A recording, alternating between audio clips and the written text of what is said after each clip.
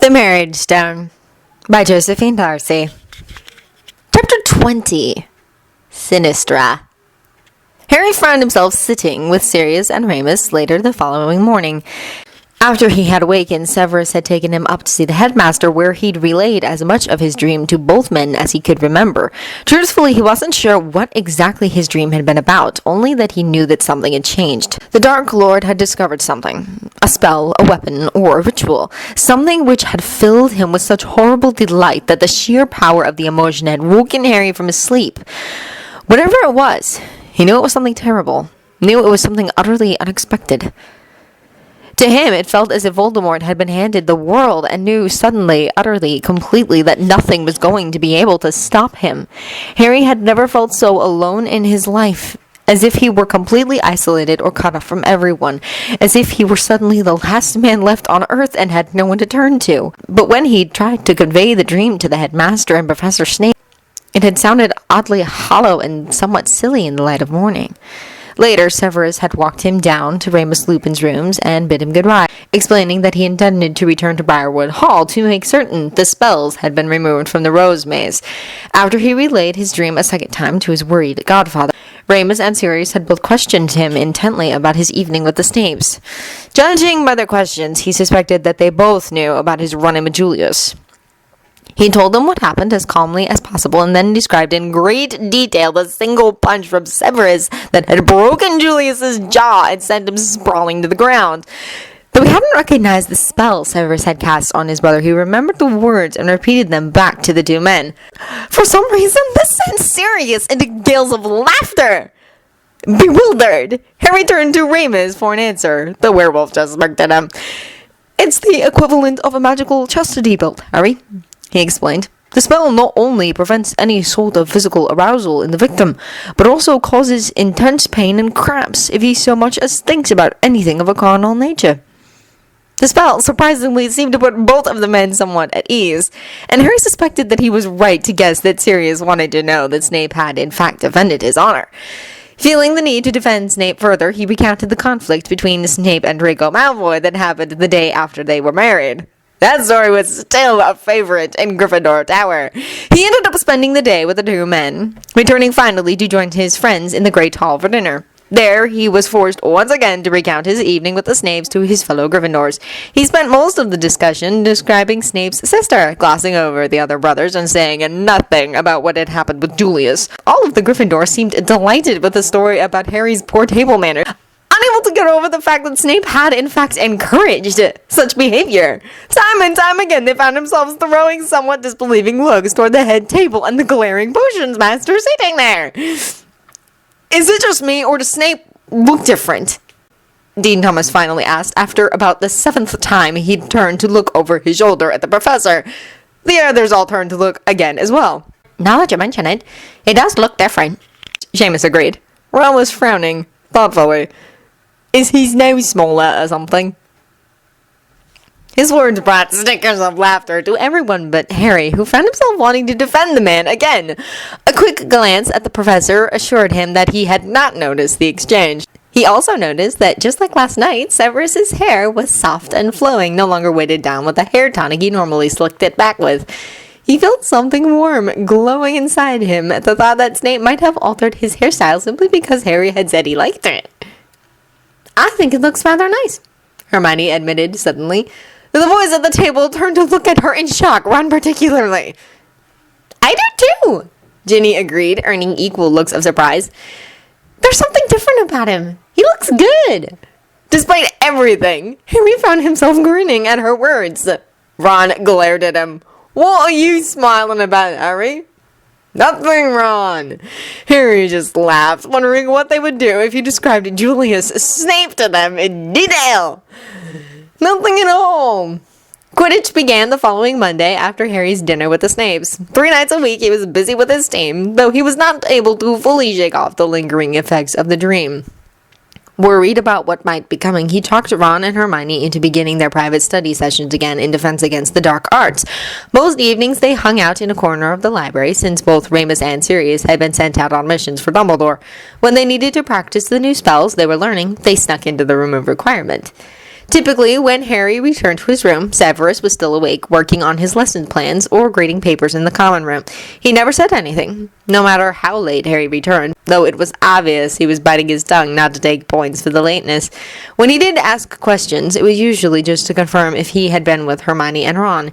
He'd been somewhat hesitant to answer at first, thinking that while Severus was not going to take points from his bondmate, he would make up for it by punishing Ron and Hermione. But he took a chance and told him the truth anyway, surprised to see a look of relief on the man's face that he couldn't quite explain. No further action was taken. Oddly enough, Severus wasn't the only teacher acting somewhat out of character. Harry noticed that Professor Sonara Sinistra had taken a sudden interest in him, despite the fact that he did not take any classes from her. Hermione had her for astronomy, but Harry really only knew her by name. Oddly enough, she began stopping him in the halls to greet him, asking how his classes were going, telling him that she was looking forward to seeing his first Quidditch match. Despite the fact that she was a Slytherin, she claimed to be a fan of his flying. All in all, Harry found the behavior somewhat bewildering, particularly when she stopped him one day in October and asked him if he'd be willing to help her unpack some new supplies over the weekend. Uncertain if he was being given a detention or simply being asked a favor, Harry hesitated to answer. She smiled at him, and Harry was struck by the sheer beauty of the woman. It wasn't often he'd been subjected to such an intense gaze from a woman so beautiful. "It will only take about an hour," she assured him. "Perhaps you can come by Saturday evening after your Quidditch practice." "I guess, ma'am," he agreed awkwardly, a bit surprised when her eyes lit up. "Great! I'll see you then," she replied, then hurried off down the hall, leaving Harry watching her somewhat bemusedly. He told Ron and Hermione about the odd encounter later that evening during their latest study session. Hermione was instantly suspicious, since she knew Harry did not have any classes with the woman. Ron, on the other hand, began snickering quietly in amusement, much to the bewilderment of his two friends. "I'm just saying it's a bit weird that she would ask you for help," Hermione was saying. "Why not ask one of her own students or someone from Slytherin House for help if she needs it?" She glared at Ron, who was still snickering. "That's what I thought," Harry agreed. "She's been talking to me a lot lately, stopping me in the halls to say hello. I've never had a class with her." If anything, his words just made Ron laugh all the louder, earning more glares from his two friends. "You don't suppose this has anything to do with you-know-who?" Hermione asked. Harry shook his head. "She's been teaching here for several years, and no one has ever even hinted that she or her family supports Voldemort." Despite the use of the Dark Lord's name, Ron just began laughing harder until finally both Harry and Hermione couldn't take it anymore, and they both hit him. Albeit not hard. "What is wrong with you?" Hermione demanded. "If you know what is going on with Professor Sinistra, then just tell us. Quit laughing like a fool." "It's just too funny," Ron grinned. "Me knowing something that the two of you can't figure out for once." "No big deal there as far as I'm concerned." "You don't have any classes with her either," Hermione reminded him. "How could you know what she's up to when I don't?" "Because Professor Sinistra is one of Hogwarts' best-kept secrets. Or not so secret if you're a guy with 5 older brothers." "What are you talking about?" Harry asked in confusion, wondering if this had something to do with Ron's family. Ron just grinned. "She likes younger men, Harry. The younger the better." "Likes?" Harry asked. "Yeah." Ron grinned, wiggling his eyebrows suggestively. "Likes a lot, if you know what I mean." Harry felt his face turning a bright red as he caught on quickly to Ron's meaning. Hermione, on the other hand, looked outraged. "That's just so ridiculous, Ron. Harry's a student. Surely you're not saying she's suggesting something illicit?" "Illicit?" Ron smirked. "I like that word. Yeah, that's exactly what I'm suggesting. It's a well-known fact that she waits until graduation and then hooks up with one of the young men from the graduating class. According to the twins, she does it every year." He leaned over to Harry and nudged him with his elbow. "According to what I hear, if she shows an interest in you, it's like a sure thing, mate." Both Harry and Hermione figured out immediately what Ron meant by it. Hermione glared, while Harry just blushed harder. "Ron!" Hermione exclaimed. "I'm just telling you what I heard." Ron defended himself when he realized that Hermione was more than just shocked. She looked downright mad. "You heard this from one of the twins?" Harry asked. Ron spoke again. Not that they know firsthand, mind you, he explained. She chose someone from Ravenclaw last year, apparently. But we've all suspected that Bill knows more than he's letting on. You are making her sound like some sort of slut, Hermione grumbled. Oddly enough, Ron picked up at that, staring at Hermione in surprise. Hermione! He spluttered in shock. I can't believe you used that word. Both Harry and Hermione glanced at each other in confusion, wondering which word Ron was objecting to. What? Slut? Hermione asked, blinking her eyes in confusion. Again, Ron flushed. Hermione! Call her a scarlet woman, but don't use such a crude term. Hermione frowned. You're joking about a woman seducing younger men into her bed the moment they graduate from school, and you're offended by the word I used to describe her? That makes no sense. Well, I didn't say I condoned the behavior, Ron exclaimed, though he nudged Harry again with his elbow. That you're going to be the talk of Gryffindor Tower when I tell the guys, Harry. Ron! Harry and Hermione exclaimed in terror. Besides, I'm only a 6th year. I'm not graduating yet. Not to mention the little fact that you've forgotten I'm married. Even if she is the way you say, it doesn't explain her sudden interest in me. Oh yeah, Ron frowned. I'd forgotten about that. Exactly, Hermione huffed. Obviously something else is going on besides your puerile fantasy about Professor Sinistra. I find it hard to believe that a woman as intelligent as Professor Sinistra would engage in such unseemly behavior. It has to be something else. Maybe, Ron shrugged. But even still, I still think she's interested in Harry. Well, regardless, I think you should tell Professor Snape, Hermione decided. Maybe it is something completely harmless, but it sounds odd either way. If it's harmless, then telling Snape won't affect anything. If it's what Ron thinks it is, then you have a duty to tell Snape. And if it's something related to you-know-who, then Snape needs to know to protect you. It's probably nothing, Harry replied, suddenly wishing he had never brought the subject up in the first place. Tell him anyway, Hermione insisted. Harry frowned, but agreed at last that Hermione was probably right. Later that evening, when he returned to his room, he watched Severus somewhat awkwardly for a few moments before he finally broached the subject. Severus was grading papers once again in front of the fire, though he looked up when Harry called his name. Professor Sinistra asked me to help her with something on Saturday, he muttered, finding his face flushing despite everything. Snape grew suddenly tense, an odd expression crossing his face that Harry couldn't quite interpret. Did she know? He asked, his voice mild enough, but somehow strained. Yes, sir, he nodded. She's been talking to me a lot lately, and this afternoon she asked me to help her unpack something for her. Unpack, Severus repeated. He stared intently at Harry for a long moment, as if trying to read his mind. Knowing that the man was a skilled legislator, Harry looked away, shifting uncomfortably in his seat. You do understand what it is she's asking, don't you? Severus finally stated, his voice oddly flat. Harry looked up in shock, hearing more in that statement than he expected to hear. You mean Ron was right about her? Harry exclaimed, his voice breaking with an embarrassing squeak. Severus frowned. You didn't know, he confirmed. Harry flushed again. Ron said something about her, but I didn't think... There was a cold, tight look to Severus's face that had not been there in a long time. She's asking you down to her room on Saturday to have sex with her. There was something oddly final about the way he said that, as if his words made it an irrefutable fact. Behind the wave of embarrassment that washed over Harry, he also felt sick to his stomach. But I'm a student, he protested, and I'm... He felt himself unable to finish that statement, not with Snape staring at him like that, those dark eyes of his glittering dangerously. You're what? Severus demanded. Married, Harry finished weakly. Severus said nothing for a long moment, staring at him intently. Finally, he shifted in his seat and sighed, breaking the intense stare he'd subjected Harry to. Harry, he began, and finally some of the coldness was gone from his tone. It is precisely because you were married that she approached you. I take it from some of the things you said when we were first married that a marriage such as ours would not have been acceptable in the Muggle world. Harry shook his head. No, sir, he agreed quickly.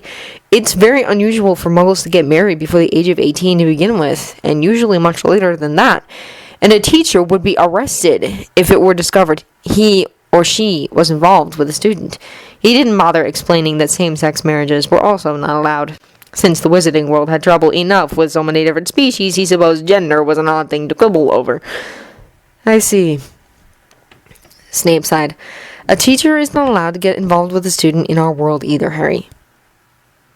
What? Harry demanded. But nobody said anything when we were... That's because we were not involved, Snape clarified. We were betrothed by the marriage stone and married by a highly respected elder. There was nothing scandalous about our union. If Harry lived to be as old as Dumbledore, he doubted he'd understand the different customs that ruled the wizarding world. They never ceased to surprise him. Then why is Professor Sinistra suggesting that I'm still a student. You're a married student, Harry, Severus explained. Consequently, you are considered a full adult in our world. You no longer have the same restrictions on you that other students do. But I'm married, Harry protested, wondering why Severus was failing to see what he was trying to point out. If anything, that made him even more off limits. Yes, Severus agreed. You're married. In an arranged bond marriage. One she's guessed you have no emotional commitment to. It is not unusual for two people in an arranged marriage to keep lovers on the side, provided they are discreet about it in public. In Sinistra's case, you are an ideal match for her since she knows you won't allow yourself to become too emotionally attached, knowing that nothing can ever come of your union. Harry's eyes widened in shock. But that's... He found himself sputtering in disbelief. Harry's eyes narrowed. That's what, Harry? Disgusting! Harry shrieked, leaping to his feet, his entire body vibrating with an unnamed energy. Something hard glittered in Snape's eyes. Disgusting, he repeated. Harry was suddenly furious. It's not right, Harry clarified, wanting to throttle the man. It's wrong, This whole thing is just wrong! Am I to take it by this display that you're not interested in Professor Sinistra's proposal? Of course I'm not interested! Harry cried, growing angrier by the second. Though if someone had asked him at that moment precisely what he was angry about, he would not have been able to tell them. As it was, he was only vaguely aware of the fact that his anger was beginning to cause the furniture in the room to shake with an unseen force. Calm down, Harry, Severus ordered. No! Harry yelled at him, feeling a great deal of the rage directing itself at this man he'd been forced to marry. I won't calm down! I won't! And with that, he ran across the room and toward the library, slamming the door behind him in a desperate attempt to be alone. As had happened before, his rage knocked book after book off the shelves. They thumped to the ground with a loud and somewhat satisfying bang. Wisely, Severus did not try to follow him. It took a lot longer for him to calm down this time, and when he did, he found himself sitting in the middle of the library floor, once again feeling deranged, as he tried to figure out what that sudden burst of violent emotion was all about. He knew in part he was angry at Sinistra, much the same way he'd been angry with Julius Snape. While she had made no move to force him into anything, she had assumed a familiarity and an intimacy with him that was unwarranted and unwelcome. In her case, she'd apparently gone after him first because he was married, and second because he was young. That was just as bad as chasing him because he was the stupid boy who lived. Actually, in some ways it was worse, since it implied a certain degree of perversion that the Muggle side of him didn't care to think about. He also found himself surprisingly angry with Severus. He had never wanted to marry the man in the first place. He'd been forced into the situation, and though his aunt and uncle had never attempted to instill any sort of religious beliefs in him, he still had certain core beliefs that had warred violently with the conversation they had just had. The fact that their marriage was allowed to happen in the first place was a bit of a shocker, but okay, he could get his mind around the fact that the wizarding world allowed unions he'd never imagined one way or another. And he can even get his mind around the fact that for some reason the wizarding world had no problem with a 16-year-old boy marrying a 36-year-old man. If he removed certain factors from the equation, it was bizarrely old-fashioned, like something out of a Regency novel that dealt with marriage and betrothals and inheritance contracts. But when Harry thought of marriage, he thought of his parents, Lily and James Potter, who had loved him enough to die for him. He thought of Mr. and Mrs. Weasley, who were just about the warmest, kindest couple he'd ever met in his life, so devoted to each other and their family. When he thought of marriage, he thought oddly enough, of Ron and Hermione, and how he just knew that one day they would be married, and Harry would stand up beside his best friend while they watched Hermione walk down the aisle. And now that he'd seen the bond between them, marriage was about Sirius Black convincing Remus Lupin that his eye was not going astray, that his devotion was true, and that his heart belonged forever in one man's keeping. Marriage was not about being discreet in public, as you kept a lover on the side. But apparently it was, for him and Snape. And truthfully, he ought to be grateful. Grateful that despite being forced into a marriage at 16 years of age, no one expected him to remain completely alone his entire life. That apparently someone had written in a loophole for him that allowed him to still fall in love with someone, just so long as he came home to his bondmate at the end of the day. The thought twisted his gut as he tried to shove all that anger back down deep inside where he wouldn't have to look too closely at it. Sighing bitterly, he got to his feet and began picking up the books he'd knocked over. He supposed he ought to be thankful that he'd run into the library instead of Snape's potions lab. His bouts of accidental magic were a bit destructive. Not to mention a bit odd. Very few of the other students had such outbursts, no matter how hungry they became. All of them did accidental magic as small children, but they apparently all outgrew it by the time they got their first wands. Harry supposed he was just a slow learner. Or maybe it had something to do with the bizarre link he had to Voldemort. Maybe he was prone to such outbursts because of the scar on his forehead. He paused in the middle of picking up one of the books, a memory suddenly returning with startling clarity. Books! In his dream that night, he'd forgotten to take his potion. In that dream, Voldemort had been looking through some old books. He could see them now, dark, cracked leather covered in strange, twisting writing.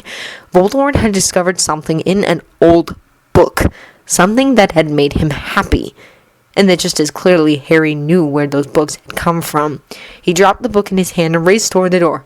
"Severus!" he cried, but the common room beyond was empty. A quick search of the other rooms revealed that Snape was gone. No matter, he thought to himself. He knew where those books came from, knew where to look. And if truth be told, there was no one else in the castle better suited to see if there had been anything else left behind. No one could even get into the room they had been kept. He grabbed his firebolt and his invisibility cloak and headed for the Chamber of Secrets.